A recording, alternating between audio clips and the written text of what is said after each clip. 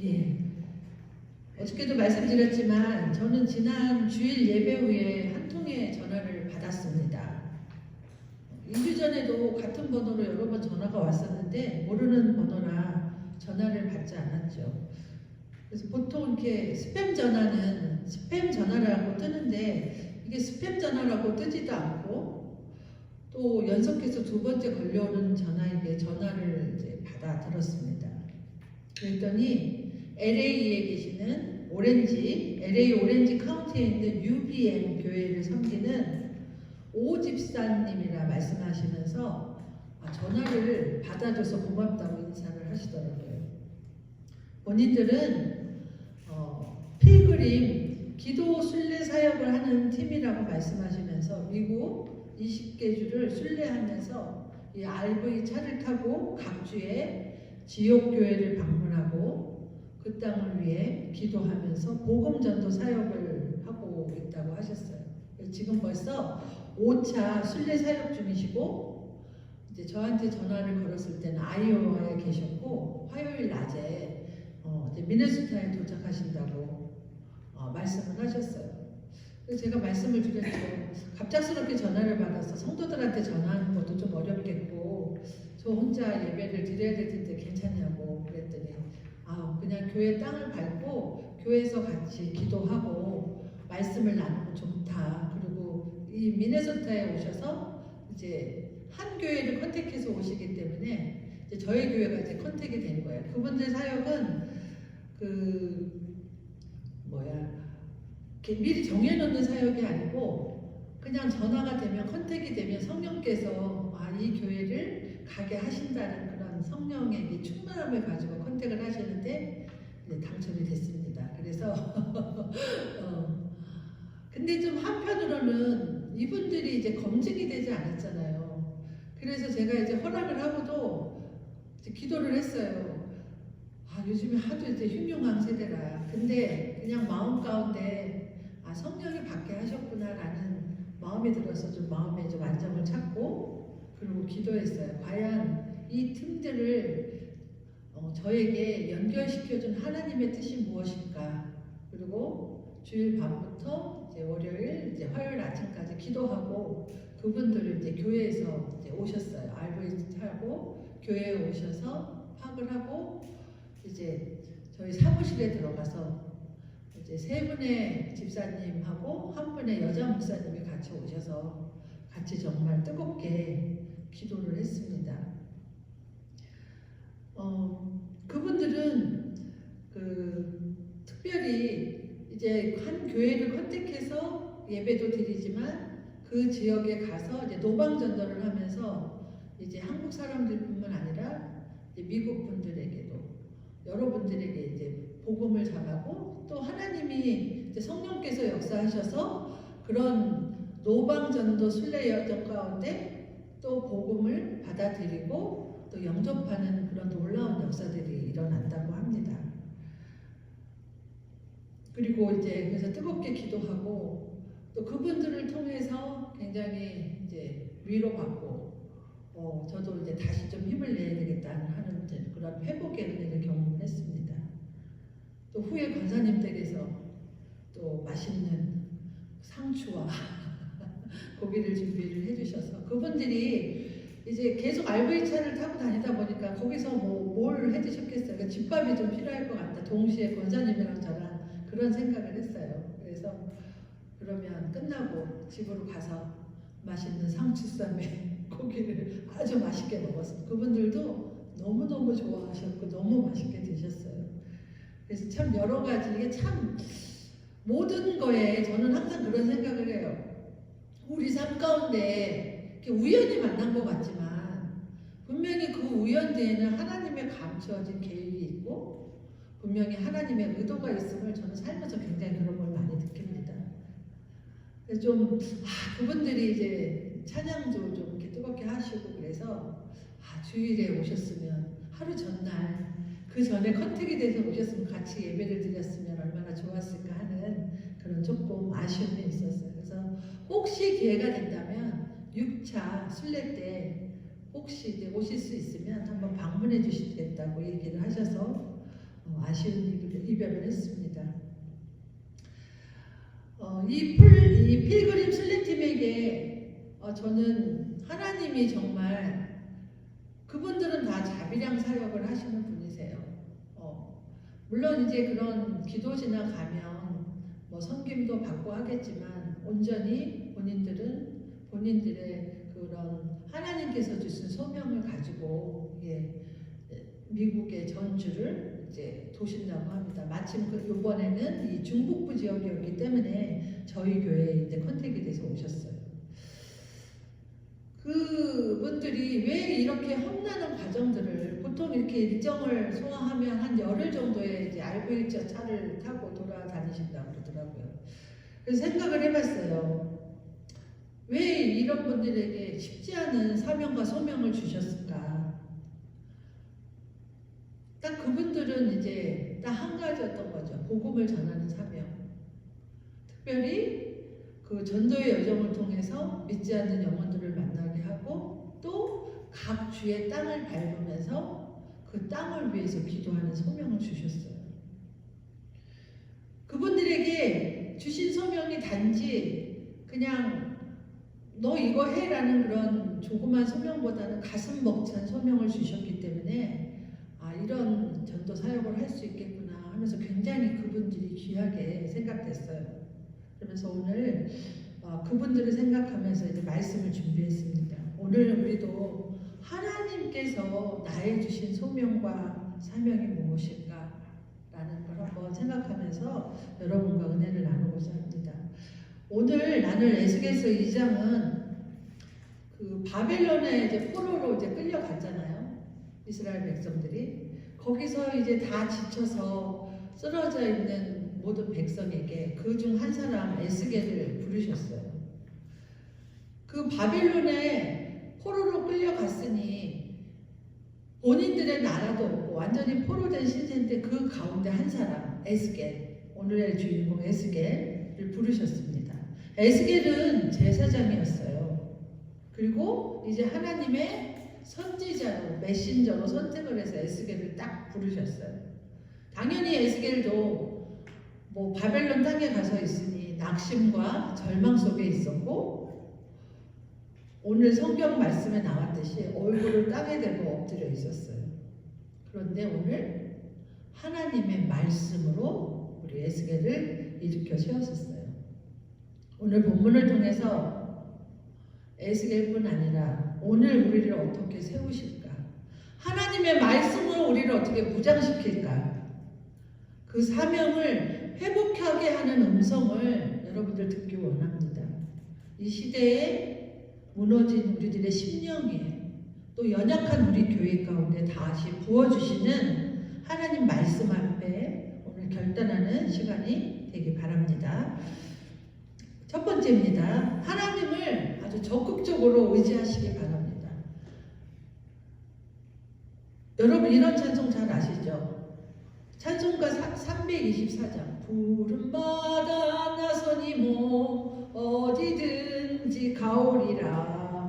이 찬송은 보통 어떤 선교사를 파송하거나 어떤 결단의 자리에서 이 찬양을 비장한 마음의 자세를 가지고 부릅니다. 이 찬송의 가사를 보면 푸른바다 나선 자는 편한 곳, 좋은 곳을 찾지 않고 어디든지 가겠습니다 라고 이 찬송가의 가사말이 그렇게 돼 있어요. 아골골짝 빈들에도 척박한 곳이라도 복음 들고 갑니다 라고 고백을 합니다. 그리고 이름 없이 빛도 없이 감사하며 섬긴다 그랬어요. 그리고 오로지 그 존귀와 영광은 홀로 주님께서 받으시옵소서라고 찬양을 합니다. 여러분 근데 한번 생각해 보세요. 부름받아 저는 어디든 가겠습니다. 저도 부름받아 어디든 가겠습니다. 결단을 하고 이것에 맞지 않습니까? 그런데 정말로 하나님이 보내시는 곳이 아골골짝이고 정말 무가치하고 보잘것없는 곳이라면 가고 싶으시겠어요? 인간적으로 생각할 때 내가 그 찬송으로 결단을 하지만 사실 마음의 결단을 내리기가 쉽지는 않을 것 같아요. 오늘 특별히 하나님께서 바벨론의 포로로 끌려가서 영적 암흑기를 보내고 있는 이스라엘 백성 중에서 특별히 에스겔을 부르셔서 성령의 충만함으로 일으켜 세우셨습니다. 오늘 말씀을 보면 그 1절에 뭐라고 부르냐면 인자야 내 발로 일어서라 라고 하나님께서 말씀하셨어요. 우리가 1절 말씀을 보면 내 발로 일어서라고 이제 에스겔이 스스로의 힘으로 일어나라고 하는 말 같지만 실상은 에스겔은 그 땅, 그 바벨론 포로 땅에 가서 무슨 기쁨과 소망이 있겠어요? 에스겔에게는 내 발로 일어설 힘이 없어요. 그런데 2절에 보면 뭐라고 말씀하시냐면 하나님의 영이 그 영이 내게 임하사 나를 일으켜 내 발로 세우시기로 내가 그 말씀하시는 자의 소리를 들었다라고 나옵니다. 하나님의 말씀을 듣고 에스겔이 일어날 수 있었다는 거죠. 우리가 하나님의 말씀을 들을 때, 하나님의 부르심을 들을 때는 이 부르심과 하나님의 능력이 가진 이 두 가지 양면성이 있어요.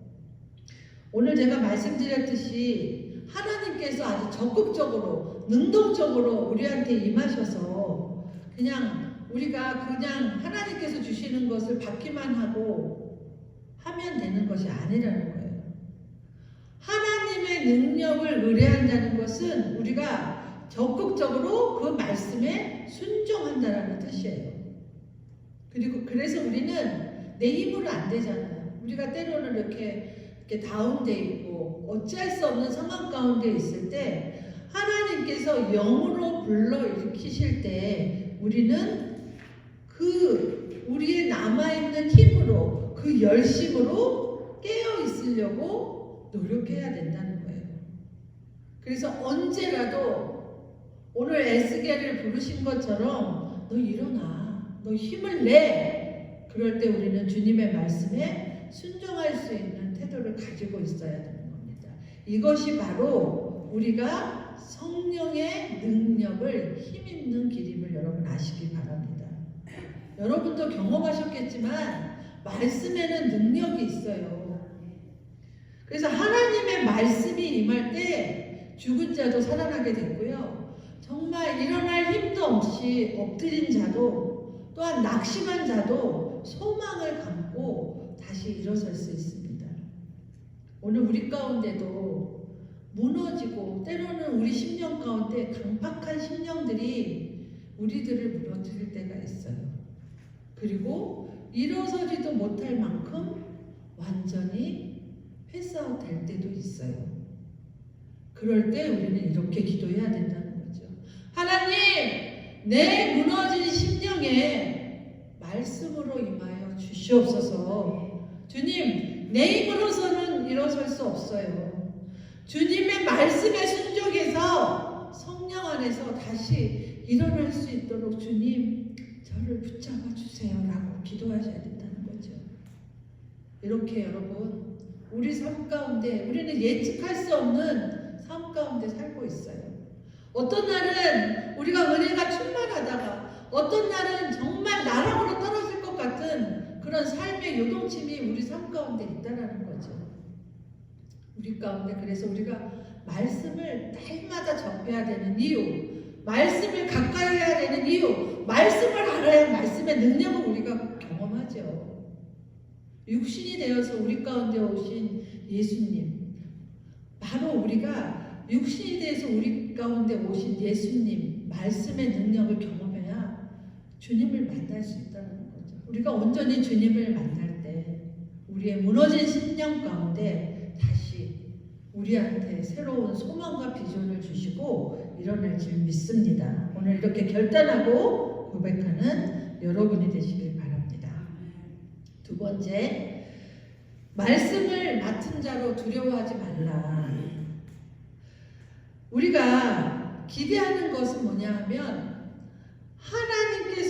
하나님의 역사가 펼쳐지고 주님의 뜻을 이루는데 내가 어떻게 귀하게 쓰임 받을까라는 그런 혹시 소망은 없으세요? 그런데 하나님은 우리가 벅찬 가슴으로 하나님께서 나를 어떻게 인도하실까? 하나님이 나를 통해서 어떻게 역사하실까? 라고 생각하지만 반대로 우리를 인도하실 때가 많다는 거죠. 내 뜻과 내 생각대로 갈 수가 없어요. 우리 인생에. 절대로. 저 역시 마찬가지입니다.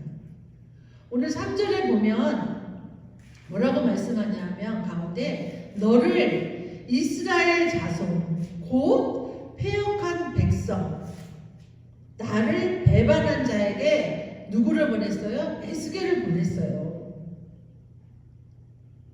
주님께서는 주님의 말씀을 잘 따르는 곳에 평안한 곳에 보내시지 않는다는 거죠. 에스겔을 보내셨듯이 저를 보내셨듯이 여러분을 이 교회에 보내셨듯이 똑같이 척박한 땅에 우리들을 보내신다는 거예요. 요한복음 1장 15절에 보면 예수님이 이 땅에 말씀의 육신이 돼서 빛으로 오셨을 때 어둠이 가득한 이 땅에서는 그걸 깨닫지 못했어요. 그리고 예수님인지도 구주심을 알아보지도 못하고 사람들이 영접하지도 않았다는 거예요. 그런 주님께서는 그런 사람들을 위해 우리를 위해 오셔서 생명을 주신 분입니다. 4절을 보겠습니다. 4절에 보면 뭐라고 얘기하냐면 5절에 보면 뭐라고 얘기하면 듣든지 안 듣든지 전하라 그랬어요. 선지자가 있어. 말씀을 전하는 선지자가 있어. 또 4절에 보면 어떤 사람한테 보내요? 얼굴이 뻔뻔하고 마음이 굳은 자에게 또 보내요. 왜 에스겔을 그곳에 보내셨을까요? 얼굴이 뻔뻔해. 아무리 얘기도 듣지 않아요. 그리고 마음이 딱 굳어 있어서 어떤 말씀을 줘도 들으려고 하지 않는 마음이 있어요. 왜 그곳에 보내셨냐 하면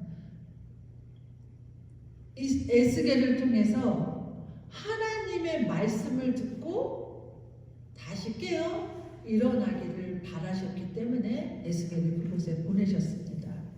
여러분 요새 농사해가지고 열매 많이 거두시죠? 마찬가지로 우리가 그 열매를 거두려면 어떻게 해요? 씨앗을 심어야 되잖아요. 그리고 꽃이 피죠?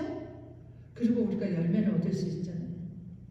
우리 성도들도 하나님의 부르심과 파송을 받을 때 우리가 뭐 골짜기로 나가는 건 아니지만 여러분의 자리에서 하나님께 무한한 영광과 감사를 올려드려야 된다는 거예요.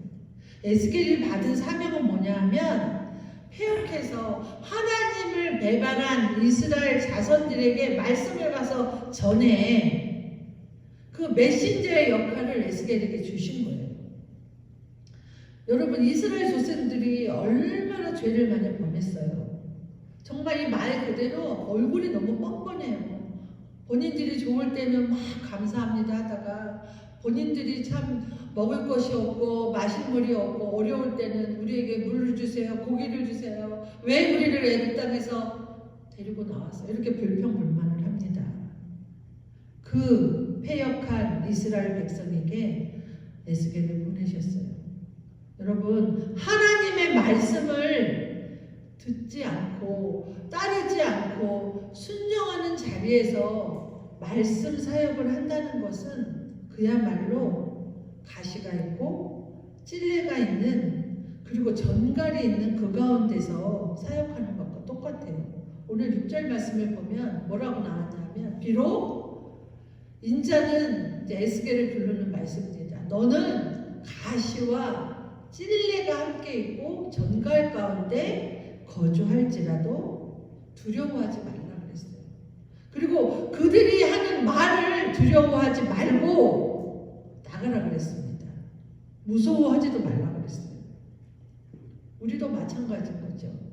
여러분 우리가 믿지 않는 자들한테 복음을 전하는 건 너무 너무너무 힘들어요. 때로는 조롱하고 무시하는 거죠. 그런데 오늘 말씀처럼 두려워하지 말라 그랬어요. 그리고 담담히 주님께서 말씀하시는 복음을 전하라고 말씀하십니다. 애굽의 왕자로 태어난 모세가 어쨌든 갈대 상자에게서 떠나갔지만 애굽 공주에 의해서 키워졌고 또 유모로 본인의 어머니로부터 교육을 이제 받았잖아요. 그래서 모세는 애굽의 왕자였지만 자기가 이스라엘 백성이라는 정체성이 확실한 사람이었어요. 그리고 자기 동족이 핍박받는 걸 보고 도우려다가 정말 광야로 40년 동안 방랑의 삶을 살게 된 인물입니다. 하나님께서는 모세를 다시 부르셨잖아요. 너 들어가서 이스라엘 애굽 땅에 가서 이스라엘 백성들을 출애굽해 데리고 나와라고 애굽 땅으로 이렇게 파송을 하셨지만 모세는 옛날에 그 애굽 땅에서 했던 그런 트라우마가 있어서 가기를 거부했어요. 처음에는. 똑같이 에스겔도 그가 보내받은 곳, 즉 바벨론 땅, 그곳은 그가 가기 싫은 땅이었던 거죠. 하지만 패역한 이스라엘들이 하나님의 징계로 바벨론의 포로로 끌려갈 수밖에 없었어요. 여러분이라면 찔레가 막 찔러요. 그리고 가시가 있어요. 전갈 가운데 있는데 가시겠어요?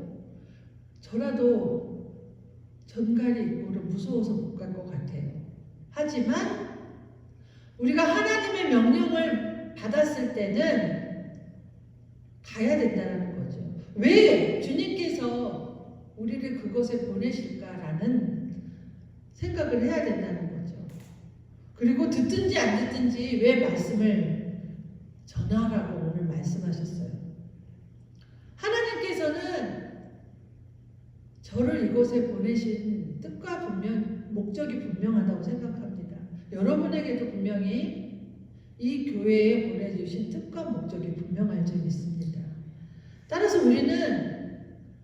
우리가 의지해야 될 것은 찔레와 가시와 전갈이 가득한 그 상황을 보는 게 아니라 우리 안에 있는 두려움을 보는 게 아니라 하나님께서 말씀하실 때 하나님께서 이끄시고 우리를 강권적으로 인도하시는 그 말씀에 순종하고 나가야 될 줄 믿습니다.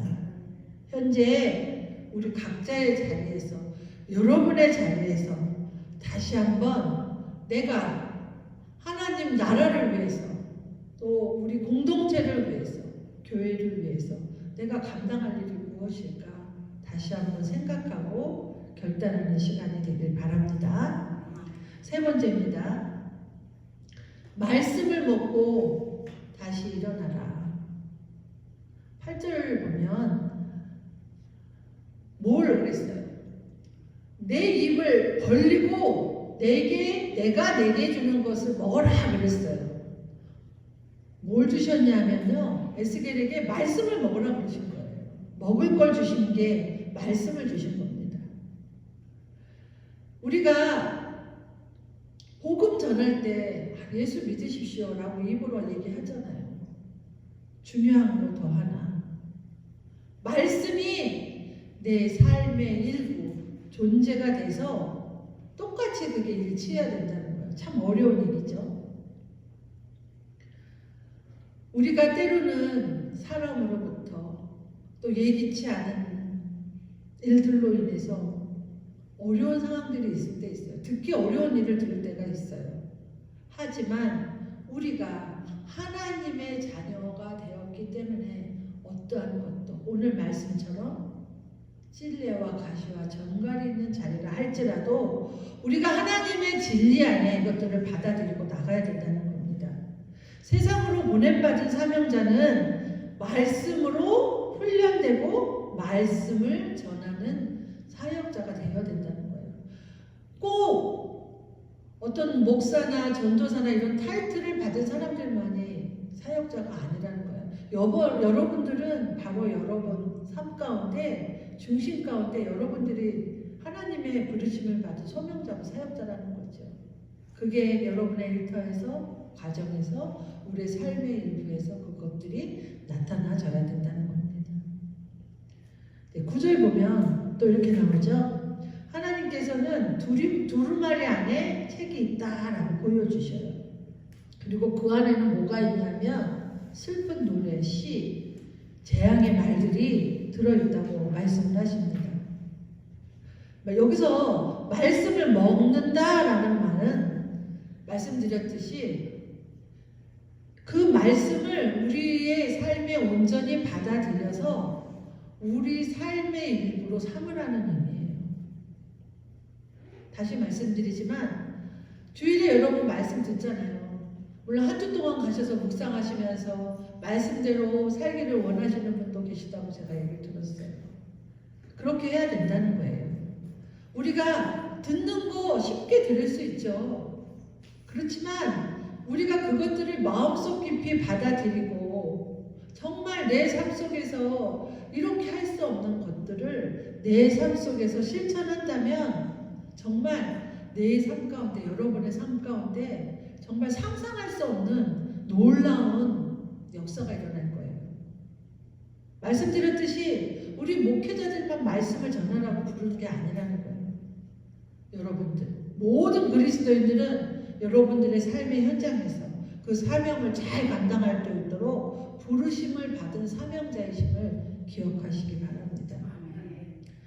하나님, 입술로만 아니라 말씀으로 내 삶을 먹게 해주십시오.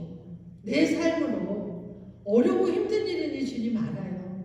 하지만 내 생각과 내 감정보다는 하나님 말씀을 기준 삼아 살아갈 수 있도록 주님 도와주세요 라고 기도해야 된다는 거예요.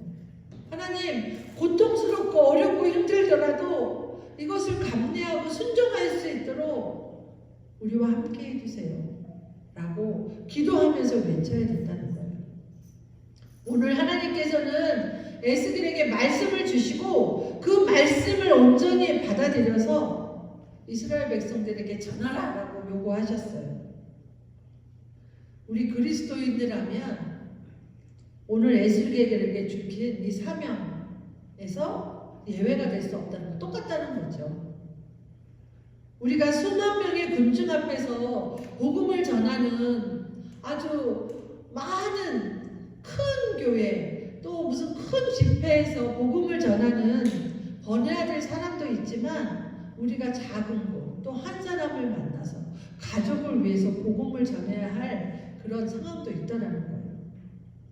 우리가 어떤 상황이든지 간에 우리는 적극적으로 하나님의 말씀을 듣고 두려움 없이 말씀으로 나 자신과 이웃과 이 세상을 변화시켜야 할 자들임을 여러분이심을 잊지 말기 바랍니다. 말씀을 맺습니다. 하나님은 에스겔에게 뭘 주셨다고 그랬죠? 영으로 말씀하셨다고 그랬어요. 그래서 성령을 주시고 그 영으로 에스겔은 일으켜 세우시고 에스겔에게 막중한 사명을 오늘 주셨어요. 그런데 하나님께서는 우리에게 막중한 사명을 주시지만 그 사명만 주시는 게 아니에요. 기억하셔야 될 거, 감당할 능력을 주신다. 우리는 교회를 향해서 세상을 향한 사명을 받아들였다는 것을 우리가 알지만 그 사명을 나는 할 수 없어요 라고 부인을 해요. 날마다. 하지만 말씀드렸듯이 에스겔을 일으켜 세우시고 또 사명을 주시고 함께 능력도 주셨듯이 우리에게도 똑같이 감당할 만한 능력을 주십니다. 그래서 우리가 주님 앞에 나가야 할 길들은 절대로 정말 우리의 힘으로 할 수 있는 게 아니에요. 우리가 아무리 계획이 많아도 하나님의 뜻 가운데 우리가 서야 됨을 믿습니다. 에스겔의 경우처럼 능력은 누가 주신다? 하나님께서 주신다. 내 힘으로는 할 수 없다. 오직 성령께서 나와 함께 하심으로 내가 어떤 상황 가운데 있더라도 내가 감당하고 하나님 나라와 영광을 위해 귀하게 쓰임받은 여러분이 되시길 바랍니다. 여러분, 오늘 우리는 이 시대의 에스겔로 부름을 받은 사람들이에요. 그리고 에스겔처럼 말씀으로 일어나고 말씀을 전하는 자가 되고 말씀을 먹는 자가 돼야 됩니다.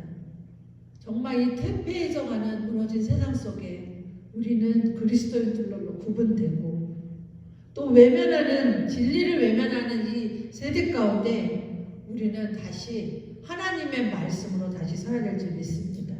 오늘 내가 그렇게 아직 깨어있지 못하고 엎드려 있었다면 오늘 다시 말씀을 듣고 하나님의 영으로 깨어나는 여러분이 되시기 바랍니다. 그래서 세상 앞에 담대함으로 두려움 없이 전하고 행하는 여러분이 되기 바랍니다. 우리가 말씀을 단지 듣고 먹는 것으로 그치지 않고 우리 각자에게 주신 삶 가운데 삶으로 정말 힘을 다해 살아내는 저와 여러분이 되시길 예수님의 이름으로 간절히 축원합니다.